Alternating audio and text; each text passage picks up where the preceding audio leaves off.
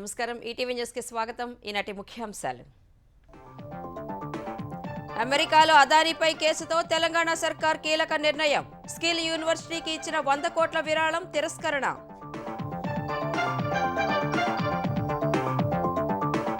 అదానీ వ్యవహారంపై చర్చకు విపక్షాల పట్టు. ఉభయ సభల్లో సాగని కార్యకలాపాలు. పార్లమెంటు సమావేశాల తొలి రోజే వాయిదాలు.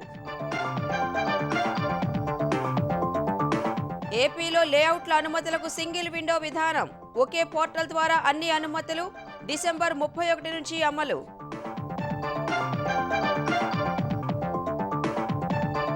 ప్రతి ఇల్లు కార్యాలయంపై సౌర విద్యుత్ ఉత్పత్తి చేయాలన్న చంద్రబాబు. కుప్పంలో పైలట్ ప్రాజెక్టు అమలుకు ఆదేశాలు.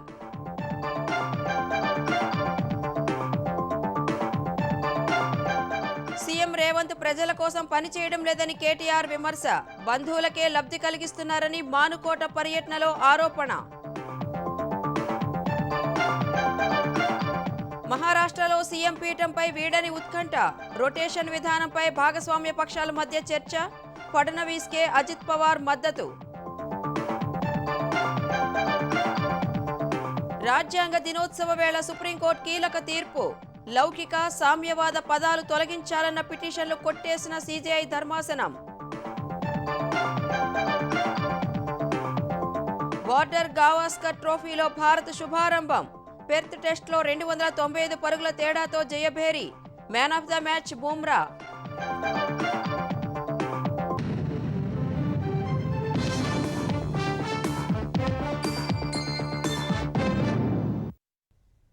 తెలంగాణ స్కిల్ యూనివర్సిటీకి అదానీ గ్రూపు ప్రకటించిన విరాళాన్ని తెలంగాణ సర్కార్ తిరస్కరించింది. అదానీ సంస్థలపై ఆరోపణల నేపథ్యంలో వివాదాలకు ఆస్కారం లేకుండా ఈ నిర్ణయం తీసుకున్నట్లు ముఖ్యమంత్రి రేవంత్ రెడ్డి స్పష్టం చేశారు. 10 ఏళ్లు అదానీతో అంటకాగి కమిషన్లు తీసుకున్న బీఆర్ఎస్ నేతలు ఇప్పుడు కాంగ్రెస్ సర్కారుపై బురద జల్లే ప్రయత్నం చేస్తున్నారని మండిపడ్డారు. రాజ్యాంగబద్ధంగా కేంద్రం నుంచి రావాల్సిన నిధుల కోసమే ఢిల్లీకి వెళుతున్నట్లు రేవంత్ రెడ్డి స్పష్టం చేశారు.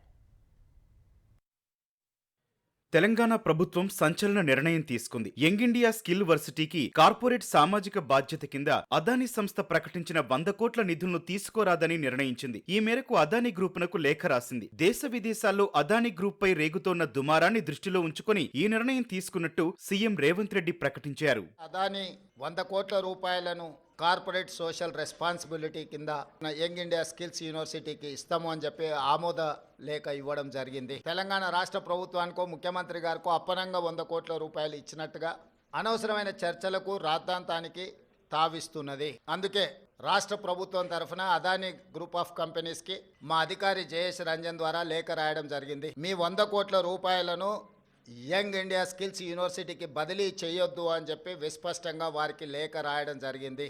పక్క రాష్ట్రాలు పక్క దేశాలలో అదానీ గ్రూప్ ఆఫ్ కంపెనీస్ మీద జరుగుతున్న వివాదానికి తెలంగాణ రాష్ట్ర ప్రభుత్వానికి ఎలాంటి సంబంధం లేదు. గతంలో అదానీతో అంటకాగిన బీఆర్ఎస్ నేతలు గతంలో ఎన్నో ప్రాజెక్టులు అప్పనంగా కట్టబెట్టారని ముఖ్యమంత్రి మండిపడ్డారు. జైలుకెళ్తే సీఎం అవుతారనే కలల్లో కేటీఆర్ తేలియాడుతున్నారని రేవంత్ ఎద్దేవా చేశారు.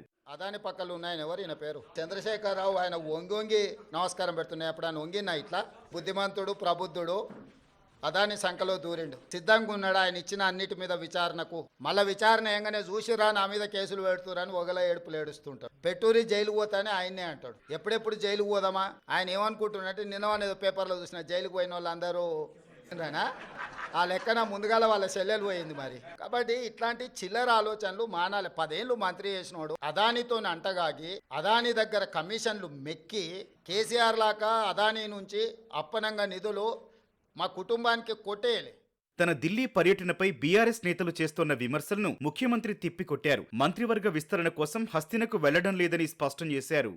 మన హక్కుల కోసం మనం ఢిల్లీలో పర్యటించాలి, కేంద్ర ప్రభుత్వాన్ని కలవాలి, కేంద్ర ప్రభుత్వం నుంచి నిధులు తెచ్చుకోవాలి. మన అంశాలను వాళ్ళ దృష్టికి తీసుకెళ్లకుండా రాష్ట్రానికి నిధులు వస్తాయనో అనుమతులు వస్తాయనో ఫామ్ హౌస్లో పండుకుంటే రాష్ట్ర ప్రజలకు ప్రయోజనం ఉండదు. తప్పకుండా ఢిల్లీ నుంచి రాబట్టుకోవాల్సిన నిధులను అన్నిటినీ రాబట్టుకుంటాము. అప్పుడే తెలంగాణ రాష్ట్రం అభివృద్ధి జరుగుతుంది. తెలంగాణ రాష్ట్ర హక్కులను మనం కాపాడిన వాళ్ళం అవుతాము. మహారాష్ట్ర జార్ఖండ్లో ఉన్న ప్రభుత్వాలే కొనసాగాయన్న రేవంత్ అందులో బీజేపీ నాయకులు జబ్బలు చరుచుకునేంత విజయాలు దక్కలేదన్నారు. స్కిల్ యూనివర్సిటీకి ఇచ్చిన 100 కోట్లు తిరస్కరించిన ముఖ్యమంత్రి రేవంత్ రెడ్డి అదానీతో చేసుకున్న ఒప్పందాల సంగతి ఏంటో చెప్పాలని మాజీ మంత్రి హరీష్ రావు ప్రశ్నించారు. దావోస్లో అదానీతో చేసుకున్న 12,400 కోట్ల ఒప్పందాల సంగతి ఏంటని ప్రశ్నించారు. అదానీకి తెలంగాణలో డిస్కంలను అప్పగించి వాటిని ప్రైవేటీకరించేందుకు చేస్తున్న కుట్రల మాట ఏంటని అడిగారు. బీఆర్ఎస్ హయాంలో 20,000 మెగావాట్ల థర్మల్ ప్లాంట్ పెడతామని అదానీ వస్తే మర్యాదపూర్వకంగా కలిసి ఛాయ్ తాగించి పంపించేశామని హరీష్ రావు తెలిపారు.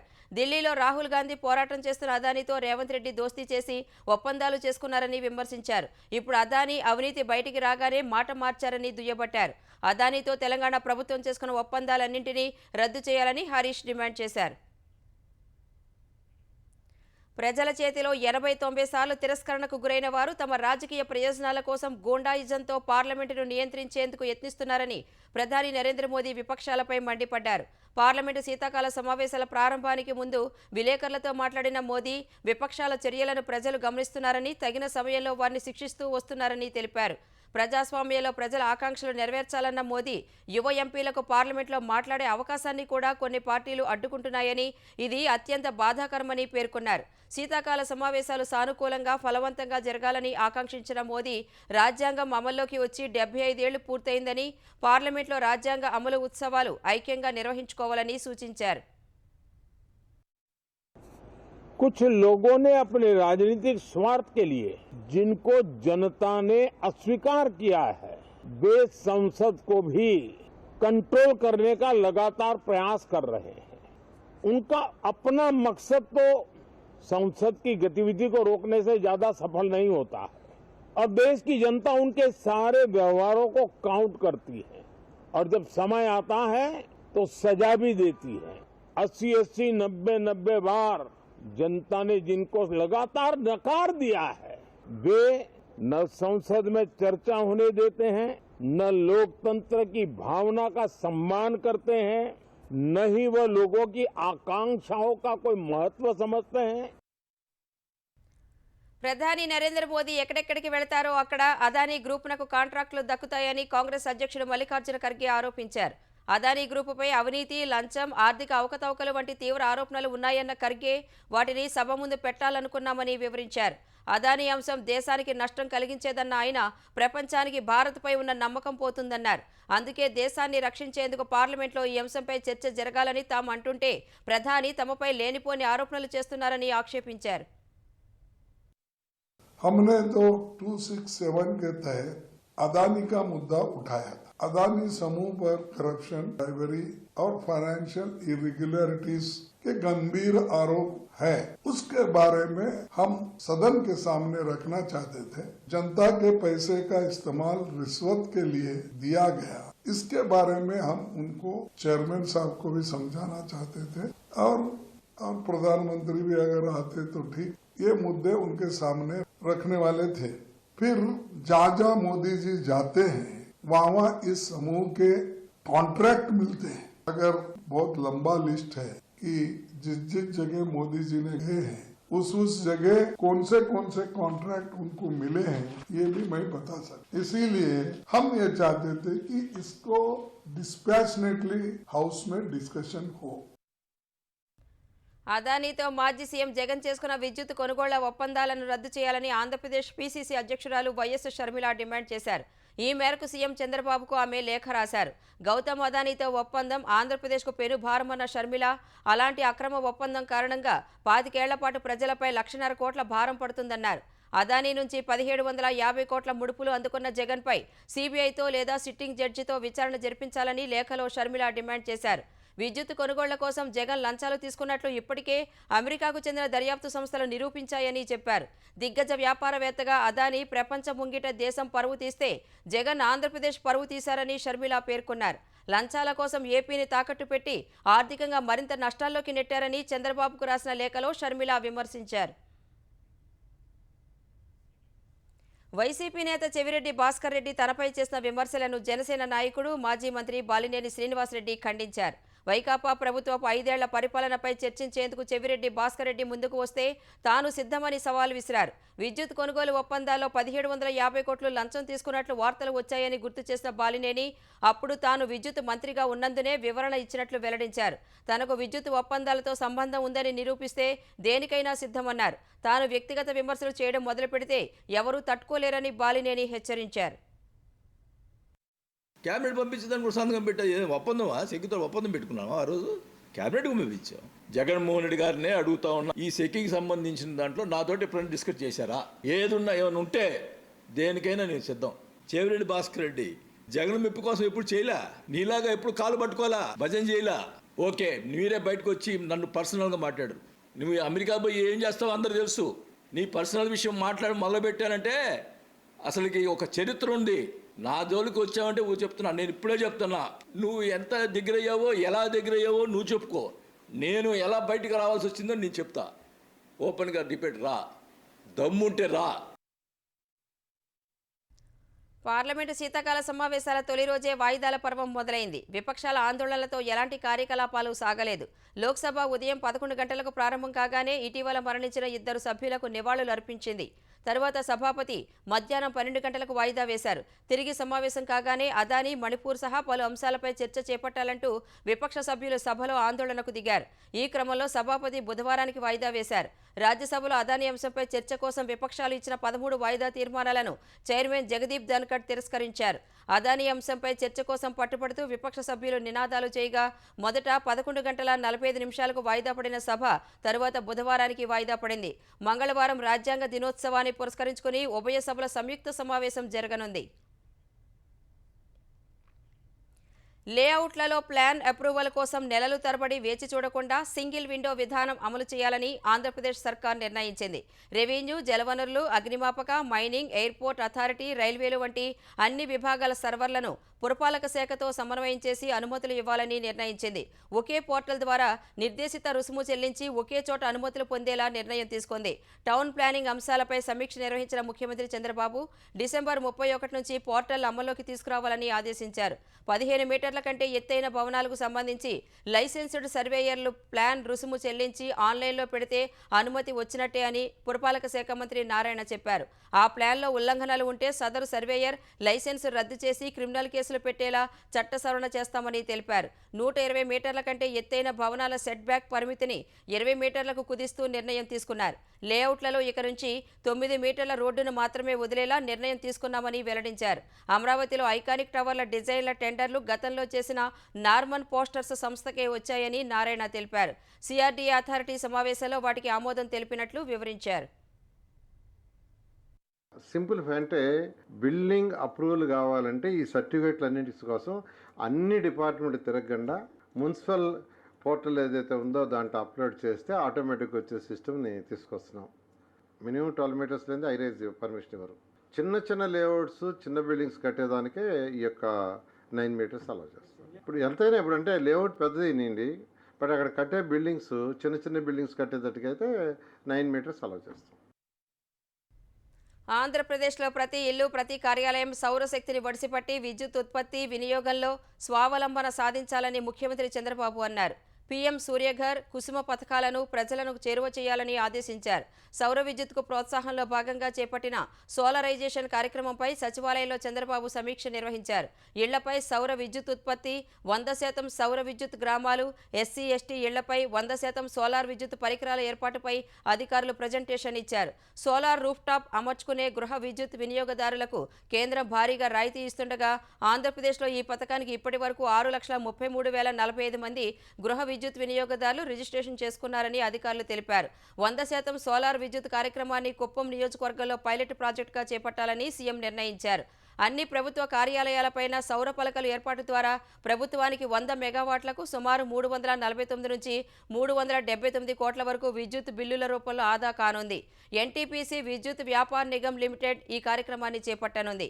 ఇందుకోసం ఆంధ్రప్రదేశ్ ప్రభుత్వం తరపున జీఏడీ లేదా ఆర్థిక శాఖ గ్యారంటీ ఇవ్వాలని నిర్ణయించారు. ఏపీలో మొత్తం 132 గ్రామాలను సోలార్ విలేజెస్గా మార్చాలని లక్ష్యంగా పెట్టుకున్నారు. ఈ పథకం అమలుపై వేగంగా ముందుకు వెళ్లాలని ముఖ్యమంత్రి సూచించారు. ముఖ్యమంత్రి రేవంత్ రెడ్డి ప్రజల కోసం పనిచేయట్లేదని ఆయన బంధువుల కోసం పనిచేస్తున్నారని బీఆర్ఎస్ కార్యనిర్వాహక అధ్యక్షుడు కేటీఆర్ విమర్శించారు. లగచర్ల బాధితులకు మద్దతుగా మహబూబాబాద్లో నిర్వహించిన మహాధర్నాలో ఆయన పాల్గొన్నారు. ఈ సందర్భంగా మాట్లాడిన కేటీఆర్ తెలంగాణ ఉద్యమంలో మానుకోటకు ప్రత్యేక స్థానం ఉందన్నారు. అలాంటి మానుకోట కొత్త నియంత రేవంత్కు మానుకోట ధర్నా బుద్ధి చెప్పబోతోందని అన్నారు. 9 నెలలుగా కొడంగల్లో ఎస్సీ, ఎస్టీ, బీసీ రైతులు ధర్నా చేస్తుంటే వారి బాధలు వినే ఓపిక, తీరిక సీఎం రేవంత్ రెడ్డికి లేవని విమర్శించారు. తమ భూములు గుంజుకోవద్దని కొడంగల్ రైతులు కోరుతున్నారని చెప్పారు. రేవంత్ రెడ్డి 28 సార్లు ఢిల్లీ వెళ్లినా 28 రూపాయలు కూడా తీసుకురాలేదని కేటీఆర్ ఎద్దేవా చేశారు. సొంత నియోజకవర్గంలో ఓటేసి గెలిపించిన అక్కడి ఆడబిడ్డలు, గిరిజన ఆడబిడ్డలను గాని, అక్కడ ఉన్న దళిత అన్నదమ్ములను గాని కలుసుకునే టైం ముఖ్యమంత్రికి లేదు. ఎక్కే విమానం, దిగే విమానం, ఢిల్లీకి పోవాలి రావాలి. 28 సార్లు వేయండు, 28 రూపాయలు కూడా తేలేకపోయిండు. సొంత నియోజకవర్గంలోనే ఈ రోజు తిరుగుబాటును ఎదుర్కొంటా ఉన్నాడు. మొన్న జరిగింది అధికారులకు వ్యతిరేకంగా జరిగిన నిరసన ప్రదర్శన కాదు. అధికారులు పోతే నిరసన వ్యక్తం చేసిండ్రు. అదే రేవంత్ రెడ్డి పోతే ఉరికిచ్చి ఉరికిచ్చి ఉరికిచ్చి కొట్టేటోళ్ళు మొన్న మా గిరిజన అన్నదమ్ములు. మేడిగడ్డ సహా కాళేశ్వరం ఆనకట్టలకు సంబంధించిన పనుల రికార్డులను జస్టిస్ పీసీ ఘోష్ కమిషన్ క్షేత్రస్థాయి ఇంజనీర్ల నుంచి స్వాధీనం చేసుకుంది. మేడిగడ్డ ఏఈఈ, డిఈలను కమిషన్ ఇవాళ విచారించింది. ఈ ఇంజనీర్ల నుంచి నిర్మాణం, పనులు వివరాలపై జస్టిస్ పీసీ ఘోష్ ఆరా తీశారు. ఇంజనీర్లపై అసహనం వ్యక్తం చేసిన జస్టిస్ అడిగిన ప్రశ్నలకు మాత్రమే సమాధానాలు చెప్పాలని, ముందే అనుకుని వచ్చి అసంబద్ధమైన సమాధానాలు ఇవ్వరాదని స్పష్టం చేశారు. క్షేత్రస్థాయిలో జరిగిన పనులకు సంబంధించిన రిజిస్టర్లను స్వాధీనం చేసుకున్న కమిషన్ వాటిపై ఇంజనీర్ల చేత సంతకాలు తీసుకుంది. కాళేశ్వరంలో జరిగిన పనులపై ప్లేస్మెంట్ రికార్డులు రోజువారీగా చేశారా లేదా ఒకరోజు పనిని మరొక రోజు నమోదు చేశారా అని ప్రశ్నించింది.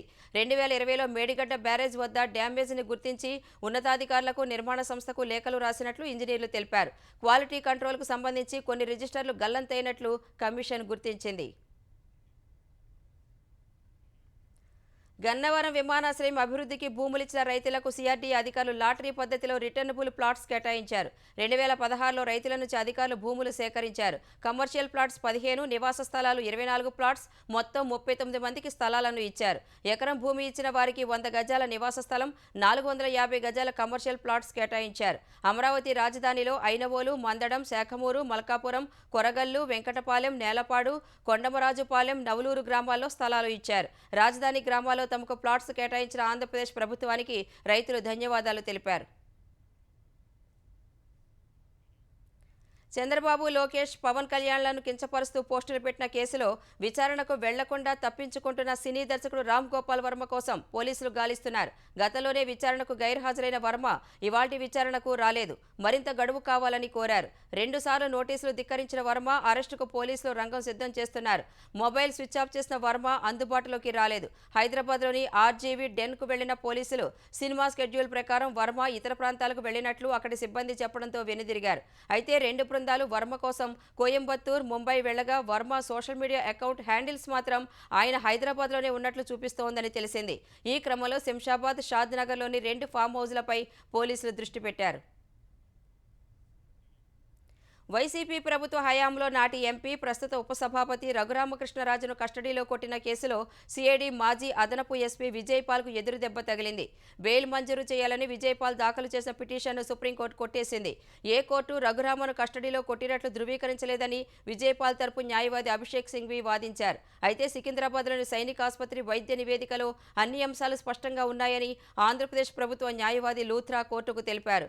గుంటూరు మ్యాజిస్ట్రేట్ రఘురామ కాలికి తగిలిన గాయాలను అధికారికంగా నమోదు చేశారని రఘురామ తరపు న్యాయవాది సుయోధన్ ధర్మాసనం దృష్టికి తెచ్చారు. మ్యాజిస్ట్రేట్ నమోదు చేసిన వివరాలపై మీ దగ్గర సమాధానం ఉందా అని విజయపాల్ తరపు న్యాయవాది సింఘ్వీని సుప్రీం ధర్మాసనం ప్రశ్నించింది.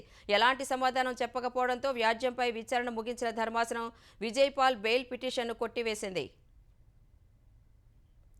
సిఐడి కస్టడీలో తనను కొట్టించిన పెద్దలెవరో త్వరలోనే బయటకు వస్తుందని ఏపీ ఉపసభాపతి రఘురామకృష్ణరాజు చెప్పారు. సిఐడి మాజీ అధికారి విజయపాల్పై కేసు కొట్టేసేందుకు సుప్రీంకోర్టు నిరాకరించడాన్ని రఘురామ స్వాగతించారు. జగన్ వచ్చే అసెంబ్లీ సమావేశాలకైనా వచ్చి ఎమ్మెల్యేగా ప్రజా సమస్యలు ప్రస్తావించాలని రఘురామ సూచించారు. ప్రజలే ఇవ్వనప్పుడు ప్రతిపక్ష నేత హోదా కోసం మారం చేయడం తగదని ఆయన హితవు పలికారు.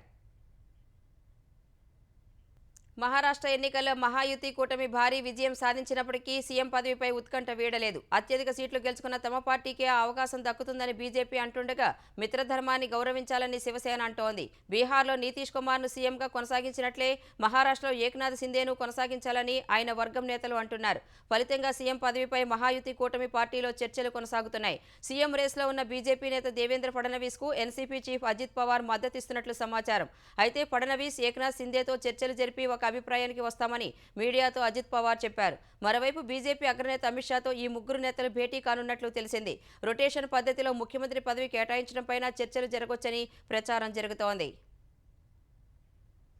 దేశం రాజ్యాంగ దినోత్సవానికి సిద్ధమవుతున్న వేళ రాజ్యాంగ ప్రవేశికపై సుప్రీంకోర్టు కీలక తీర్పు ఇచ్చింది.